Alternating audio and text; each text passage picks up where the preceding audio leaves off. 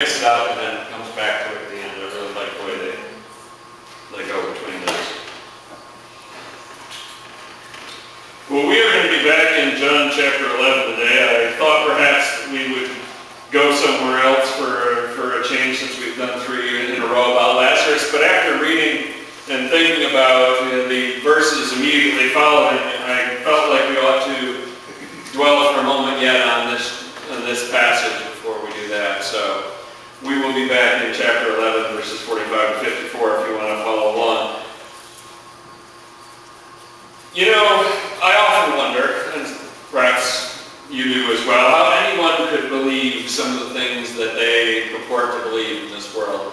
Especially people who were eyewitnesses. People who say, I saw it, I believe that this is what happened. And in essence, all of us were witnesses to what happened on 9/11.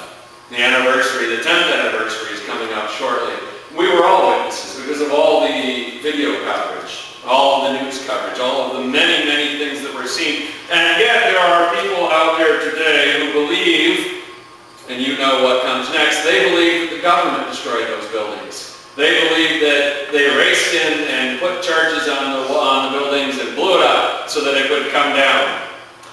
And they say, look, that's an explosion happening right there. Those are demolition charges. The government did that. And you have others who say, you know what? And this one's even more out than that. There were no Jews in the tower on 9/11. They brought the tower down, and they were all home because they all got the call from the secret person who told them, don't go to work today. It's going to happen. And the Jews did that because they wanted America to go to war with the Arabs. And you have people that believe that. You have people that believe that it wasn't an airplane at all, that what hit those 2 buildings were missiles, despite the fact that they sure looked like planes on the coverage, and despite the fact that we were missing some planes otherwise, and the people that were on them, they believe that. And you say, how is that possible?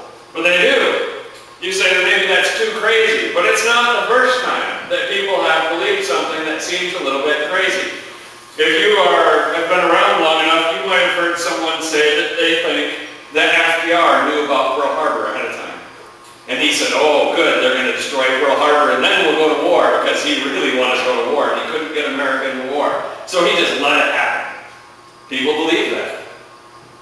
People believe that the CIA killed John Kennedy. It was the CIA. They did it. And maybe some of you have seen Oliver Stone's movie, you're like, oh, it's plausible. They believe that. And some of those same people, maybe it's all the same person, not all of these things, but other people believe the moon landing was fake. That was on a soundstage in Los Angeles. And you think, wow, they believe that. And some other people believe that the government is holding aliens in Area 51. Now, I might be a little bit past the conspiracy there, but you're saying, wow, people will believe lots of things. It doesn't matter that you have footage, it doesn't matter you have pictures, it doesn't matter you have eyewitness accounts, they'll believe what they want to believe.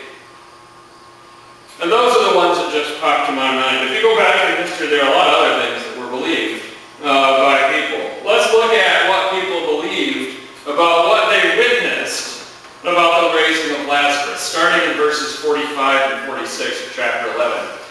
It says, therefore, and this is following just after Jesus saying, take off the grave clothes and let him go. Therefore, many of the Jews who had come to visit Mary and had seen what Jesus did, put their faith in him. But some of them went to the Pharisees and told them what Jesus had done. 2 distinct reactions to Jesus. Many put their faith in him. Many of those who had come to mourn with Martha and Mary. This is not a random sampling of people that just happen to be eyewitnesses. This is a group of Jews who believed in God. These are the people you would expect to honor and recognize the Messiah when he comes. They are looking for him. They are prepared for him. They have studied the scriptures to find out who he will be. We expect them to accept him. And many do. As Jesus himself predicted, the resurrection of Lazarus proved who he was. How can you doubt the divine nature of Jesus when you watch Lazarus come out of the tomb? They saw Jesus and they believed. God spoke and they listened. And yet some of them run off and tell the Pharisees. Their first reaction to seeing this wondrous thing is to tell the Pharisees. These are some of the people who saw with their own eyes that Jesus raised Lazarus from the dead. How much more proof do you need? You saw it, it happened, it's right there. Jesus must be sent from God. Nothing else works as an explanation. And yet they are like two of those three monkeys that you see sometimes in the painting. They are covering their eyes and their ears. They do not want to see. They do not want to hear. And yet their mouths are really running, are they not? They've got someone they've got to tell about this. They do not accept Jesus. What possible explanations are there for this choice? For the choice of rejecting Jesus when you see it? Here's a few that might be correct. They have closed minds. Some of them may have already made up their mind about Jesus and are too stubborn to admit that what they now know could change that. Their pride is in the way.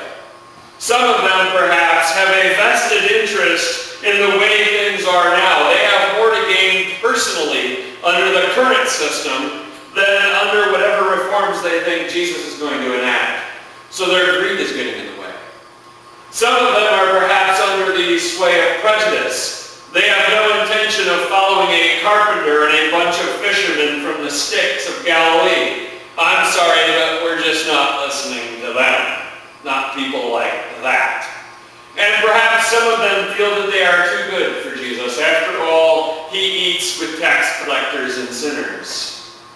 Jesus is paying far too much attention to the poor and the powerless to be welcomed by the rich and well-connected. So perhaps self-righteousness is in the way. Regardless of what the motive is, and maybe it's a mix of those or others, there were some people who saw Jesus raise Lazarus from the dead, but chose to reject the Son of God. Let that thing sink in for a minute. They saw Jesus say, "Hey Lazarus, come on out of the tomb." And a man who had been dead for 4 days, that they were quite sure he was dead, walks out. But they choose not to believe. Notice, they didn't simply walk away. They didn't simply say, "You know what, I'm just not sure, I don't know." They didn't walk away. They went to Jesus' enemies to warn them to take action against him. They went to warn Jesus' enemies about what he had just done. They are not simply telling God, "Thanks, no thanks, I'm not interested in what you have to say." They are actually going much further. They are actively participating against the Messiah. Imagine that. Now you're saying, does this kind of thing happen today? Do people really reject God quite so blatantly and obviously? Of course it does. It happens every day. And it's not just anti-government conspiracy theories that get people believing things. Plenty of people have witnessed God's grace and God's mercy in their own lives, but refuse to humble themselves and accept it. They would prefer to call it luck. "Oh, I got real lucky there." Or they would prefer to attribute it to something else. But they certainly are not willing to say that God has been gracious to them. Their pride, or their greed, or their prejudice, or their self-righteousness is in the way. God's truth is plain to them if they are willing to see it. Remember our text this morning that we read, Romans 1:19 and 20. Since what may be known about God is plain to them, because God has made it plain to them, so that men are without excuse. We're without excuse. We can see plainly what God is trying to say. How do the Pharisees react to this news? Verse 47 and 48. Then the chief priests and the Pharisees called a meeting of the Sanhedrin. "What are we accomplishing?" they asked. "Here is this man performing many miraculous signs. If we let him go on like this, everyone will believe in him. And then the Romans will come and take away both our place and our nation." Here's the dilemma of the Pharisees. They first say to themselves, "What are we accomplishing?" You see, evidently they already had a strategy in effect to deal with the threat posed by Jesus, and it hasn't been working. We've seen that in action in the Gospels. They try to trip him up. They try to get him to say something controversial. They try to smear him as a friend of sinners and prostitutes and tax collectors, but it's not working. You see, the option of listening to him was off the table. They were never going to listen to Jesus because he is not playing by their rules. He is not submitting to their authority. Isn't it annoying when God decides not to do things our way? Doesn't that really get on your nerves when God goes his own way? Who does this Jesus think he is anyway? The Son of God? Oh, what? Wait a minute. He actually does think he's the Son of God? Whoa. Yeah, that changes things. You also notice, nobody at this meeting evidently raised the objection. Nobody tentatively stuck their hand up and said, yeah, doesn't it change things that Jesus can raise the dead? Doesn't that bother you a little bit that we're trying to go after and destroy a man who raises the dead? Shouldn't we be concerned about that? You see, the report of his latest miracle doesn't impress anyone. Those who are willfully blind will miss much when their eyes are closed, will they not?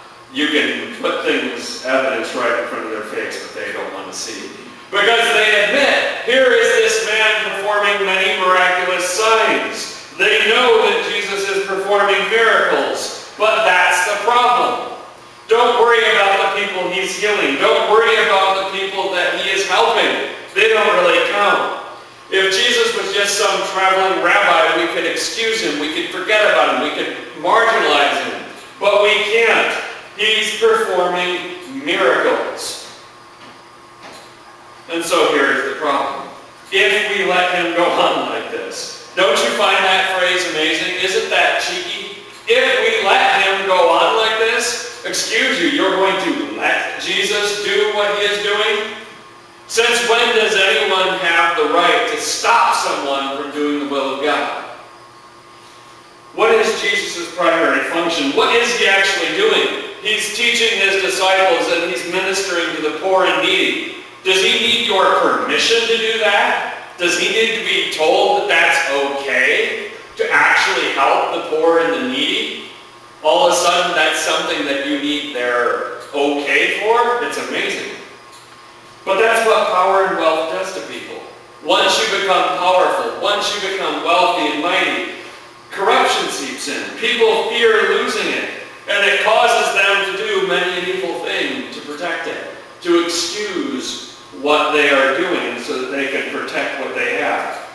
You see, the Pharisees, the Sanhedrin, the teachers of the law, these chief priests, they have a privileged position in society. They have wealth. They have respect. They have power.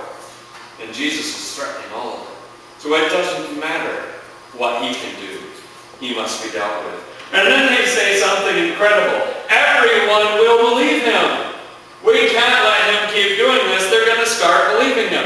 Well, we can't have that. We can't have people listening to Jesus. The people need to believe us, not this self-appointed, self-taught prophet from nowhere. Is that not exactly the fear of Satan? That people will believe in Jesus and be saved from the wrath of God? They say that misery loves company, and Satan knows he can't win, but he really wants to ruin God's creation out of spite. And the Pharisees are doing this work precisely by opposing Jesus. And then lastly, they give their reason. This is what they fear. The Romans will come and take away both our place and our nation. Now the second half of that, if you were to focus on the second half of that, those could be the words of a patriot, couldn't they? We're afraid for our nation, for our people. But notice which concern came first. It was our place before our people. The position of their leadership under Rome has always been their number one concern. It is more important to them than the needs of the people. It is more important to them than the words of God's prophet. In the end, this fear did come to pass, didn't it? 70 A.D. Roman oppression leads to one last rebellion and revolt. And then Romans say, you know what, we're done with this. We're tired of you people. They come in there, they wiped the temple clean. Every stone was knocked down. It was completely destroyed. And then they massacred the rebels at Masada. They put an end to it all right. You see, they rejected Jesus for nothing. They didn't save the temple. God's prophet was ignored in vain. And that is not the first time that has happened. The people ignore God's prophet, and it doesn't go well. They chose an evil path to prevent evil, and they reap destruction as a result. You don't find righteousness on an evil path. It never works that way. Verses 49 and 50. Then one of them, named Caiaphas, who was the high priest that year, spoke up. You know nothing at all. You don't realize it is better for you that one man die for the people than that the whole nation perish. This is what Caiaphas knew. He knew that they were talking out the sides of their mouths. They didn't know a darn thing. He was the high priest. If anyone knows the mind of God, it should be the man who bears the responsibility of taking blood into the Holy of Holies on the Day of Atonement. If anyone is going to speak for God, it ought to be this man. And he says the words of his fellow Pharisees will accomplish nothing. He knows that Jesus will not be stopped through half measures, nor will there be any chance to discredit him through his teachings or his actions or his words. He says the truth. It is better for you that one man die for the people than the whole nation perish. If we didn't know their selfish nature of their motives, we could almost see the point, couldn't we? If we just took him at face value. Of course it would be better for one man to lose his life instead of a whole nation. That's common sense. Any veteran who has given his life for his country knows as much. One man's life is not worth the whole nation. We honor them for that sacrifice. But what is the focus of Caiaphas' words? His focus is the world that he can see, that he can feel, that he can touch. His calculations weigh what he knows about man, what he knows about Rome, but not what he should know about God. None of them can see beyond themselves. They are not thinking about others. They're only thinking about themselves here and now. They're not thinking about the future. They're not thinking about God. The self-centered man cannot see God at work. He can only see himself. Let's look at what Caiaphas didn't know, though. Verses 51 and 52. He didn't say this on his own, but as high priest that year, he prophesied that Jesus would die for the Jewish nation. And not only for that nation, but also for the scattered children of God, to bring them together and make them one. Here's some things Caiaphas didn't know. He didn't know that he was an unwitting prophet of God. He didn't know that God's will cannot be thwarted. And even a corrupt high priest will speak the words of God when God wants him to. You see, the role of the high priest is sacred in the covenant. Even if Caiaphas didn't deserve that honor, the office had that honor. It was fitting that he would speak these words about the Messiah. As the one who performs the sacrifice that Jesus is about to do away with in his own sacrifice. We saw that in our text this morning from Hebrews. Jesus is about to do away with the sacrifice of the Day of Atonement. He's going to make Caiaphas obsolete, out of a job. So it's the perfect man to make this prediction. Caiaphas also didn't know why Jesus' death would save the Jewish people. He thought that Jesus would die and that would save the Jewish people because it would keep Rome off our backs. It would keep Rome happy. But that's not it at all. The Pharisees were thinking short-term and physical reality. But God's Son was here to solve the long-term spiritual problem. You see, God's covenant people can't keep the covenant. That's a problem. God either has to bring judgment on them as the covenant stipulates, or institute a new covenant. And that is why Jesus is here. The new covenant must be purchased with the blood of Christ. It will include the Jewish nation along with the church. The promise to Abraham cannot be revoked. It must be followed through. And this now is the path for God's people, a path of salvation and reconciliation. Certainly in the last days, Jesus will restore the kingdom of Israel and will rule from Jerusalem. That matters to God. And yet his promise must wait, but never be broken. Caiaphas also didn't know why Jesus' death would save the whole world. You see, he couldn't see beyond the threat that Jesus posed to his own power and the threat that Rome would perceive from him. He had no idea that God's Messiah was here to save the whole world. Despite being ruled by Rome, despite their position in this world, many of his fellow Jews felt superior to the Gentiles. We see that throughout the New Testament. There was a lot of problem in the early church because they felt better than the Gentiles. They were God's covenant people, and they took pride in that, as well they should, but they also looked down their noses on people that were not the covenant. God is for us, they said, not for them. But God cares for all of his scattered children, as our text tells us this morning. He made us all, regardless of what our race is, regardless of our gender, regardless of where we came from. Just because God shows favor to one particular person or one particular people, that doesn't mean his concern for others is any less. So Caiaphas didn't understand why Jesus intended to save the whole world. And he didn't understand that God intends to forge one people out of two. You see, the new covenant is going to bring Jew and Gentile together into God's grace. Christ will be the bridge that leads all to heaven, regardless of who their forefathers was. If the Pharisees had known, think about that, if the Pharisees had known and really understood that Jesus intended to include the Gentiles in such a radical way, I think they would have grabbed a club and went and tried to kill him on the spot. Because that's the last thing they were willing to accept, was that God's grace could go to Gentiles like you and I. And now here in verse 53, the choice is made. So from that day on, they plotted to take his life.